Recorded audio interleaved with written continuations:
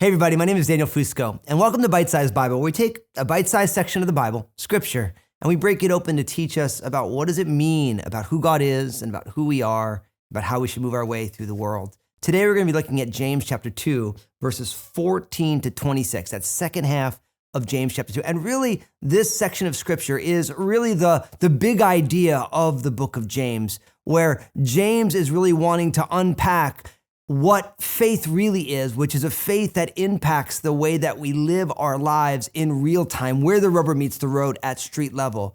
James is going to point us to the fact that true saving faith actually works. There is a lifestyle change that is associated with the very faith that we have. And so I'm really excited to get into it with you today.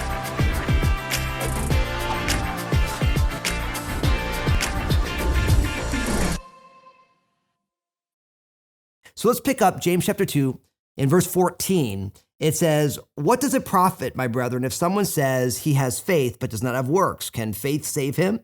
If a brother or sister is naked and destitute of daily food, and one of you says to them, 'Depart in peace and be warmed and filled,' but you do not give them the things which are needed for the body, what does it profit?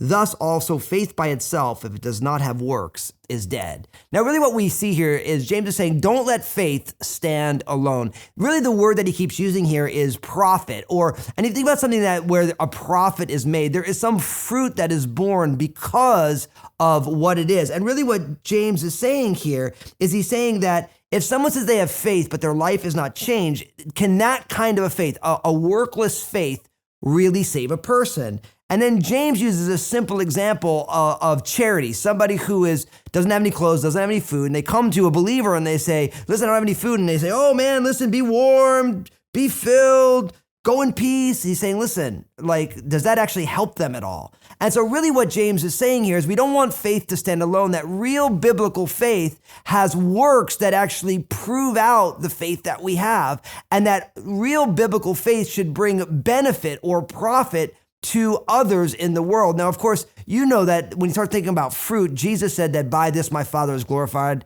that you bear much fruit, and so you'll be my disciples. Well, I always like to remind people that fruit that is born by a tree is never for that tree, it's for others. And so God is glorified when we bear the fruit of his Spirit, and that is a benefit or profit to others. So we have to make sure that our faith isn't divorced from work. Now, we're going to talk a little bit more in the next section about how the Apostle Paul is talking about faith and how James, and what do we do with what seems to be an argument that they might be having with one another. But I like to say it this way, it's not about faith or works or faith and works. Really, saving biblical faith is a faith that works. So there's a question that's going to come on up about this idea of faith standing alone or bringing profit. Don't let it stand alone. So in that question, if you're in a community group, you're going to discuss it together. And if you're on your own, take some time to meditate on this question. Maybe grab a journal and write along to see what God may have for us. And I'll be right back with you.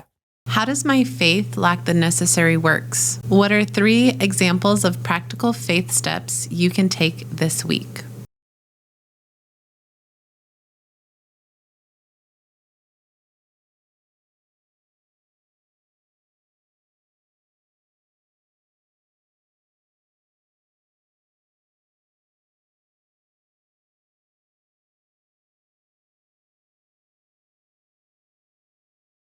Now, picking up again in verse 17, James says, "Thus also faith by itself, if it does not have works, is dead. But someone will say, 'You have faith and I have works. Show me your faith without your works, and I will show you my faith by my works. You believe that there is one God. You do well. Even the demons believe and tremble. But do you want to know, O foolish man, that faith without works is dead?'" Now, really what we see here, and James says it really succinctly, that we should show our faith by our works. See, really what James is getting into now is he's saying that there's a type of faith where I believe in God, but my life is not changed, that he's now calling a dead faith. He's already said it doesn't save. And then he also says in verse 19, "You believe that there is one God, you do well. Even the demons believe and tremble." See, he's saying that demons have faith, but because they believe that there's only one God, but they're actually not following that God. And so this idea of a faith that doesn't correspond now to actions lived in the real world that show their faith is actually, not only is it not saving or dead, it's also now demonic, which is kind of a powerful thing. So the question then becomes for each one of us is, do we have a faith that we show people what we believe by the way that we live? Now, remember I said, some of you read the Bible and you realize, wait, hold on. Doesn't the Apostle Paul say that we're saved by faith apart from works? And you get that from Ephesians chapter 2, for by grace you have been saved through faith. And it's not of yourself, it's the gift of God. It's not of works, lest anyone should boast. That's Ephesians 2, verses 8 and 9. And so what Paul is fighting against is legalism. This idea that my works, I get into heaven because of my works, because I do this and now God owes me heaven. That's legalism. But James is fighting against a superficial faith, a faith that says, I believe this stuff, but it's actually not changing the way that I live in real time. And that's why James keeps saying over and over again that faith without works is dead. And really the whole point of James's letter is to say, this is what a biblically saving faith, a faith that works, looks like in all these different areas of life. So there's another question coming on up, and you're going to discuss it in your group, or if you're on your own, listen, don't just skip over this. This is an opportunity for you to go a little bit deeper than you were before. Go ahead. How can I show my faith by my works? What is the essential work God is calling you to do? Take time to pray and seek wise counsel if you don't have an answer.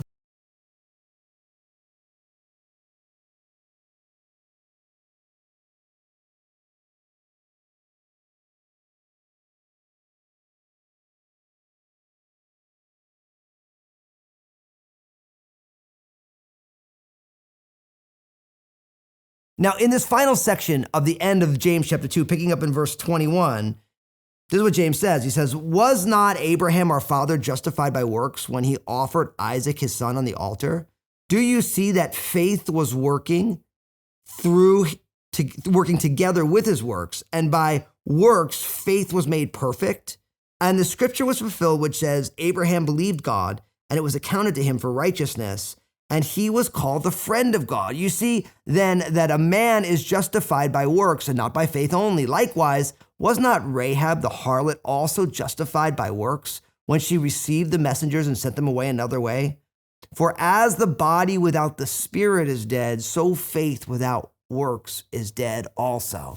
Really what we learn is we have to learn from the past. And James picks up two Old Testament characters, Abraham and Rahab, to explain that really you see their faith by their works. First, he picks up Abraham, how Abraham was justified by his faith, and you saw his justifying faith by the works that he did. And they're really talking about what had gone on with his son Isaac when God had said, hey, listen, I want you to sacrifice your son Isaac. And Abraham believed God and it was accounted to him for righteousness. But we know that he believed God because he actually put feet on it and walked it out. It wasn't God's intention for Abraham to kill Isaac, but he did end up in that hall of faith in Hebrews 11 simply because he believed that even if he did kill Isaac, God was going to resurrect him from the dead because Isaac was the son of promise. How insane is that? Now, in the same way, Rahab ended up in the hall of faith. Remember her from the story in the book of Joshua, the destruction of the city of Jericho? They sent in those two spies, and Rahab hid the spies,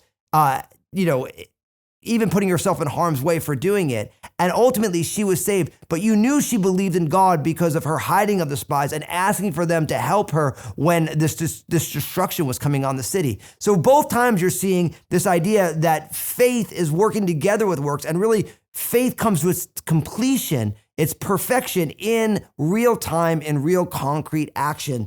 And the beauty here is that real saving faith is not divorced from works. It's a faith that works. And we really see our faith by the works that we do. So there's one more question coming up in your groups. Talk about it on your own. I'll be right back with you. What biblical lessons is Jesus trying to teach you? Who do you need to invite into that process? Friends, family, church family?